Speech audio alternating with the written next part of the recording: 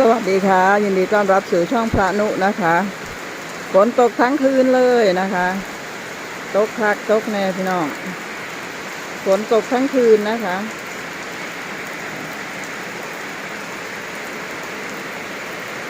ยังไม่หยุดเลยนะเดี๋ยวไปนึ่งข้าวเนาะภาษาตั้งหม้อไว้เนาะยังไม่ได้เอาข้าวสารใส่หวดนะคะโอ้ยตกเบิดคืนอาลีตกตั้งแต่เมื่อคืนนะคะ FC ยังไม่หยุดเลยนะว่าฝนจะไม่ตกเนาะก็ยังมีมาอีกที่เก่านะคะ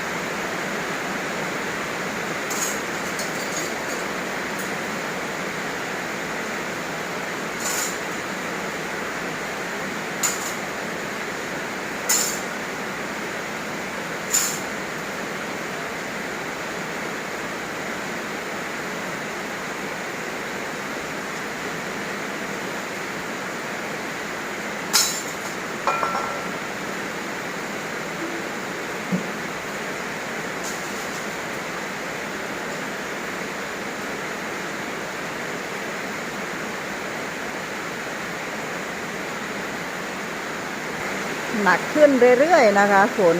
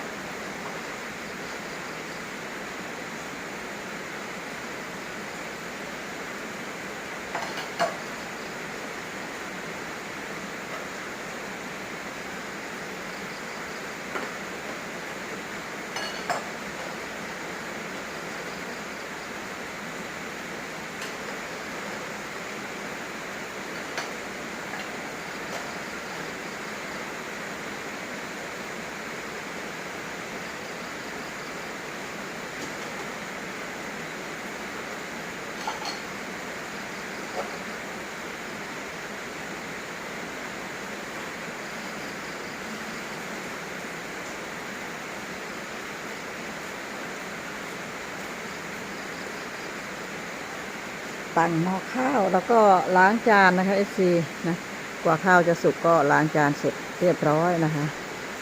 ฝนตกแต่เช้าอีกแล้วไปใส่มาใส่กับยากในบ้านเนี่ย